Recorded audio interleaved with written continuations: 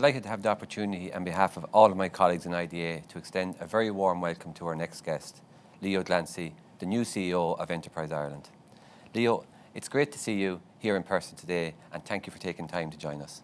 Well, Michael, thanks a million. It's great to be back. Thank you for letting me back in the building. As most people will know, I did actually work here up to 7 months ago, so it's a pleasure and a privilege to be back. And before we go on, can I just say huge congratulations to IDA and to the entire team of my former colleagues on the wonderful results you've achieved this year. It's truly important to the country and to the economy, never more so than during the pandemic we've been through. So congratulations to you and the team on everything you've achieved. Thank you, Leo. And obviously we know it's a team sport, and you were very part of that team as well. Wow. So a contributing factor there as well.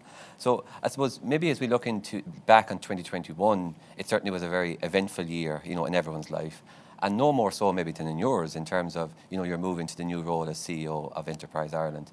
And you now are sort of on the cusp of just crossing 100 days of working days as CEO. It'd be very much good to get your perspective as to how that went for you in terms of your first 100 days, the challenges, especially against the backdrop of COVID, both from a business perspective and indeed from an organisation perspective. Great, thanks a million. Yeah, it's been a very hectic 6 months. 100 days sounds a lot better actually. It doesn't feel like I've been in the seat as long, but it's been a really interesting 6 months. Hugely on a personal level, a big step up, I'd have to say. I stepped up into a CEO role for the first time, so it's been a lot of time commitment to the job and to learning how to do the job well. But really energizing for me personally. Obviously, as you said, against the backdrop of COVID-19, it makes it much harder to bond with the team, to connect with people. That two-dimensional experience that we're not experiencing today, thankfully, is much harder to come to grips with a new organization in. But I have to say my colleagues have been wonderful. So everyone's been great in terms of supporting me. And that's what makes all the difference. No matter how busy life is in terms of trying to get up to speed and to get your head across the new responsibilities, having the team behind you and having people connect with you and wish you well, no more than the time I spent at IDA or any previous job is the key ingredient. Yeah, and it's certainly, I think, as we move forward, the whole new model of a hybrid working or hybrid engagement is going to be so critical. So, I think we're all adapting to that, and no matter whether you're in an organisation for a period of time or you're new in an organisation.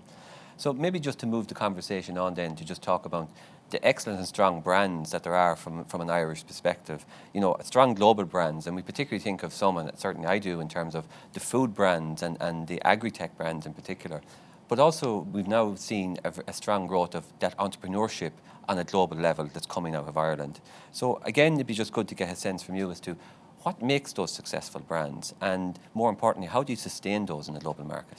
Yeah, no, thanks. Great question. So I've had the opportunity over the 6 months to meet a lot of the companies that are in my portfolio. And I have to say there's a learning curve for me in this as well, because I do come from a farm, but that's, I think when I was 17 working on the farm, that's probably the last big connection I've had with the food and agri sector. So it's been really important to learn how that works. Food and agri is about half of our total exports and a huge proportion of jobs supported by Enterprise Ireland, and we work in partnership with Board B on that. So that in itself has been a big learning curve.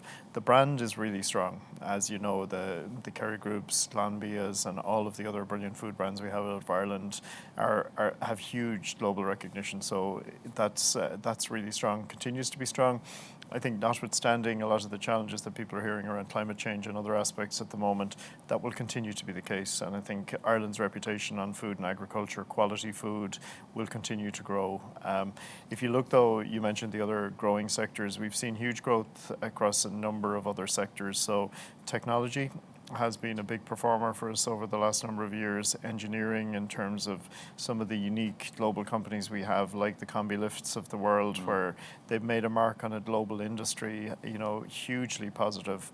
And then actually in recent years, construction, and there is a strong overlap here with IDA's mission. So we have seen very significant growth in Irish construction companies working overseas. And I'd heard this from my clients when I was at IDA, obviously, with tech clients saying that when they went to a data center site anywhere in Europe, there were Irish accents. And I see it in very sharp relief now